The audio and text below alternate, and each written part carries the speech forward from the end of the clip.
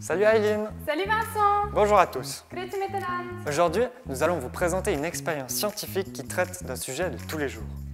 Ich mag Experimente. Was geht es? Aujourd'hui, nous allons parler de pression. Mais tout d'abord, as-tu une idée de qu'est-ce la pression?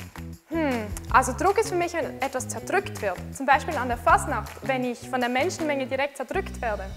Oder wenn ich tauche unter Wasser, dann habe ich danach verstopfte Ohren. Mir wurde gesagt, das liegt am Druck. Stimmt das? Tout à fait. En fait, la pression, c'est une force sur une surface. Par exemple, le poids de ton ami sur toi à carnaval ou encore la force de l'eau sur tes tympans. Plus précisément, ce sont les molécules d'eau qui appuient sur tes tympans. Ton corps est toujours sous pression. Okay, Druck ist eine Kraft über eine Fläche. Aber wenn ich einfach so draußen bin, dann habe ich ja keinen Druck, oder? Détrompe-toi! Ton corps est toujours sous une immense pression, mais tu l'as oublié. Ah wirklich, es gibt einen Druck. Woher kommt der denn? Rappelle-toi que les molécules qui appuient sur une surface impliquent une pression. Donc, lorsque tu es dehors, tu as l'air libre. Imagine donc les kilomètres de molécules qui appuient sur ta tête. C'est ce qu'on appelle la pression atmosphérique. Okay, wenn natürlich der Luftdruck von den Molekülen der Luft kommt, dann müssen diese kilometerweise Luft über mir schon eine Wirkung haben. Aber wieso spüre ich dann nichts?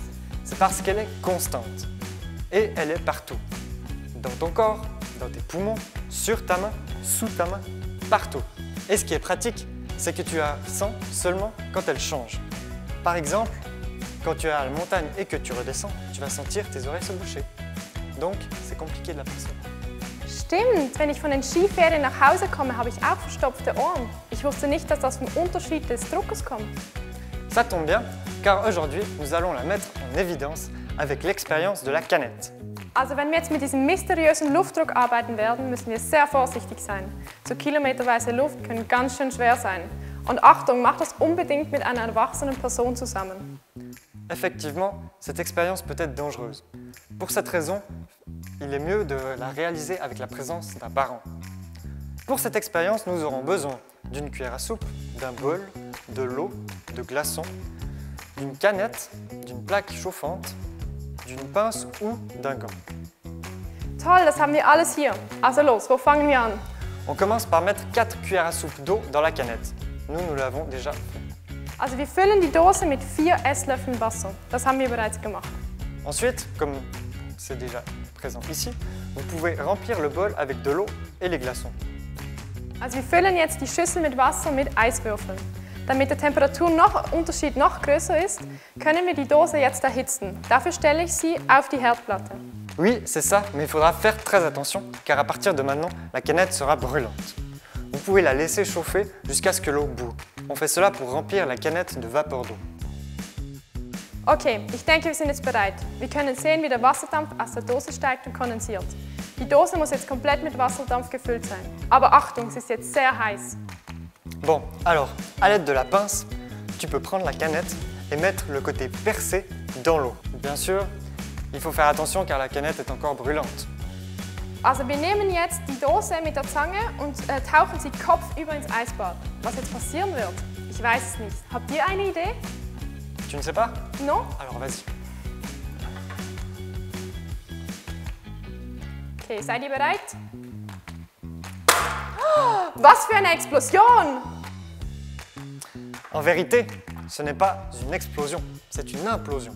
Si tu as bien regardé, la canette a explosé vers l'intérieur. Stimmt, du hast recht, die Dose ist wie zerdrückt.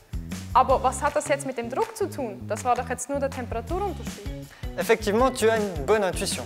C'est bien la température qui permet cette implosion. Mais parce que la pression dépend de la température. Moment, also der Druck hängt von der Temperatur ab. Das muss man jetzt einmal erklären. Reprenons depuis le début. Lorsqu'on a chauffé la canette, l'eau est devenue vapeur en chassant l'air. Also zu Beginn haben wir die Dose erhitzt. Dadurch hat sich Wasserdampf gebildet, der dann die Luft in der Dose verdrängt hat. Stimmt das? Ensuite, on l'a mis dans l'eau froide. Donc, la vapeur s'est retransformée en eau. Und dann haben wir die Dose ins Eiswasser getaucht. Und dadurch hat sich der Wasserdampf wieder in Wasser verwandelt. Mais puisque la vapeur avait chassé l'air, il n'y a plus assez de pression à l'intérieur de la canette pour compenser la pression atmosphérique. Donc, la canette est écrasée. Also weil sich jetzt da drin in der Dose keine Luft mehr befunden hat, hat es von innen nicht mehr genügend Druck gehabt, um den Luftdruck von außen zu kompensieren. Der Luftdruck hat also die Dose von außen zerdrückt. Si tu as bien aimé cette expérience, tu peux en retrouver d'autres réalisées par nos camarades. Aber was, es gibt noch mehr Experimente, die wir gemacht haben. Wie cool! Ich hoffe, sie gefallen euch. Tschüss zusammen!